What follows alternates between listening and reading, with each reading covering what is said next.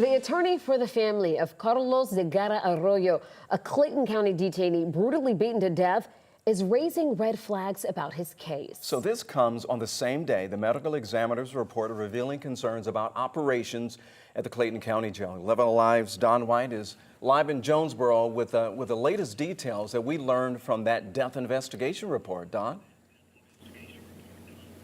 Ron and Jennifer, this report from the medical examiner's office rules the cause of death is multiple blunt force injuries and the manner of death as homicide. Carlos Zegarra-Arroyo's life started in Peru and ended on November 19th at the Clayton County Jail, allegedly at the hands of his cellmate, Joaquez Jackson, now charged with murder in Carlos's death. I think Carlos was failed by the justice system. Carlos's family hired lawyer Derek Rajavori, who calls operations at the jail a humanitarian crisis. What concerns me is the way the investigation was handled in its initial stages, primarily by the Clayton County Sheriff's Office. According to the death investigation report, 2 detention officers could not answer questions at the hospital, and the medical examiner had to contact the GBI about the case. There's also, information about Carlos's body not being monitored or being, essentially controlled as you would control the scene of an investigation. Rajavori also has concerns if Carlos received proper care while in the jail. Carlos was a schizophrenia patient, and it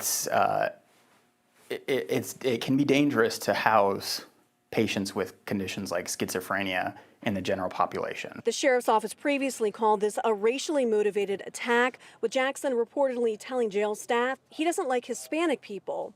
Jackson was behind bars on simple assault charges, while Carlos had been unable to post bail for almost 2 years for allegedly stealing 2 bags at the airport. That is something that should have been assessed, when the two were placed in a cell together. Rajavori says Carlos loved baseball and animals and had a family who loved him. This is a person, and this person is unfortunately gone, and his family has to deal with that.